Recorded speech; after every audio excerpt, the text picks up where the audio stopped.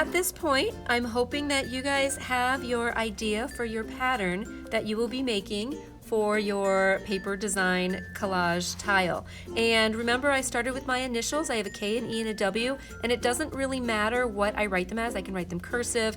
Remember, some of them work better than others. So there's triple points on like the P and the F, a G. You might need to adjust to make sure that it will work. Or like the B, you don't want things together. So just rearrange how you are drawing them. So like my letter E, my lowercase e wouldn't work and my capital E wouldn't work, but a cursive E is definitely going to work in my pattern if I wanted to put it in.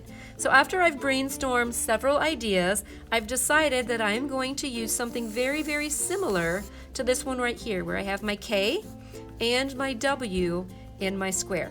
So now that I know what my pattern is going to be, I am going to make a master pattern on one of my white squares. You guys should have lots of black squares, like I gave you extra, and lots of white squares, I also gave you extra. And I am going to draw on one of the white squares my pattern, a master pattern. So my design that I've come up with, that is what I'm going to draw. I'm going to start with my letter K, draw it out there, make it a little bit angled so it's not quite so straight. And my W that's in the corner, make it big enough that I can take up some space.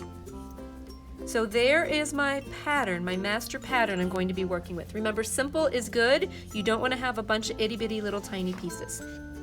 Move that one off to the side. And now I'm going to create a graphite transfer, which means I'm going to, instead of redrawing this and hoping I get it exactly the same on all of my other white squares that I need to trace it onto, I'm going to make a pattern. This is my pattern that I'm going to trace. So on the back, I'm just going to color it in with graphite with my pencil and just fill in the whole thing several times so that it's a little bit darker.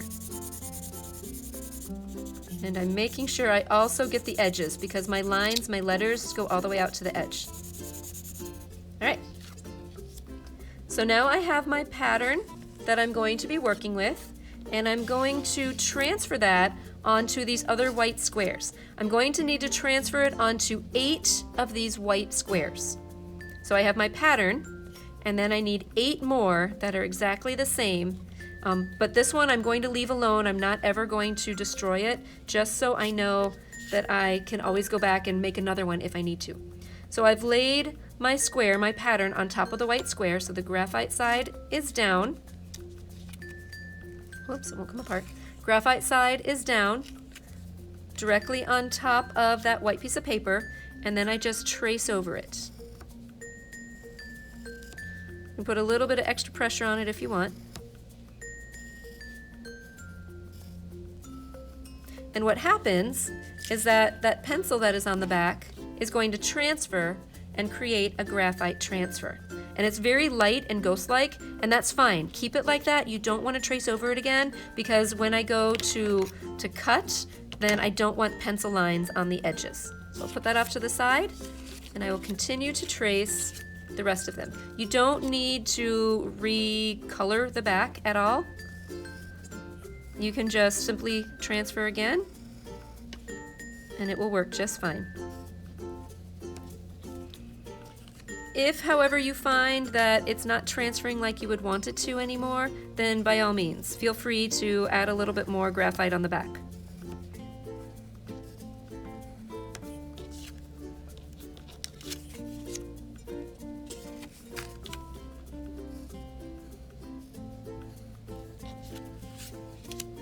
And now that I have those transferred, I'm just going to set my pattern off to the side so I don't use it, but again, I can always go back to it. If I mess up and I want to make another pattern, I can do that. So I have 8 of these squares. Yep, so I have 8 squares. Now I'm going to take one square at a time, just one, and I'm going to use 2 black squares. So this extra paper is just there in case you mess up. Okay, 2 black squares, and I'm going to cut my pattern one piece at a time. Don't cut all of them at once because then you'll end up with a jigsaw and you won't be able to put things back together. You'll just have pieces everywhere. take one, using a pair of scissors, going to cut along those lines, and when I cut, I'm also going to reassemble it back into the square.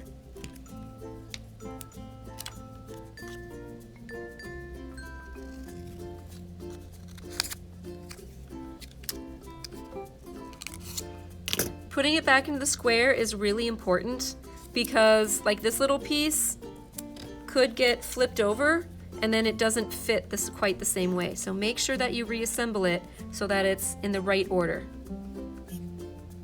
Okay, so my K and my W, and if you need to look at your other one just for reference, that's not a bad idea.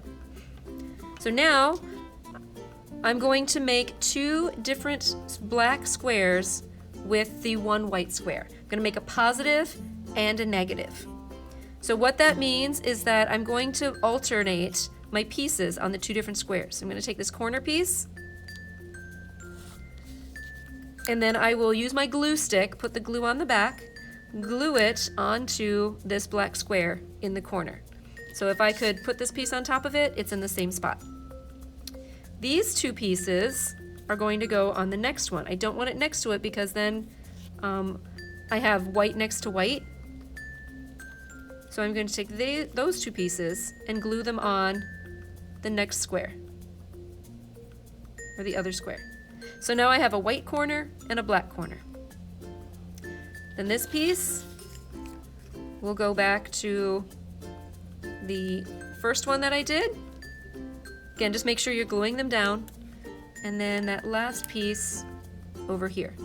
So I have two pieces that are exactly opposite of each other. So white corner, black corner. These little triangle shapes are weird shapes, opposite. This is a square shape, and then my W. So positive and a negative, positive and a negative of the same pattern. Let's do that again, because I know that this gets really confusing. So again, one white square is going to make two black squares.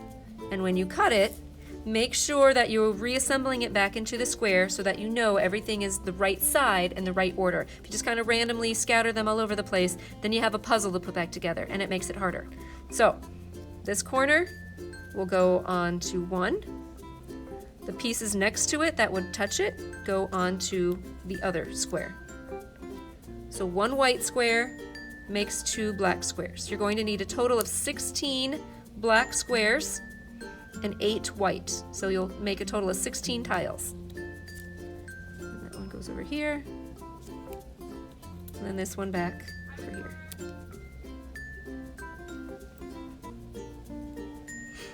So one white makes two black.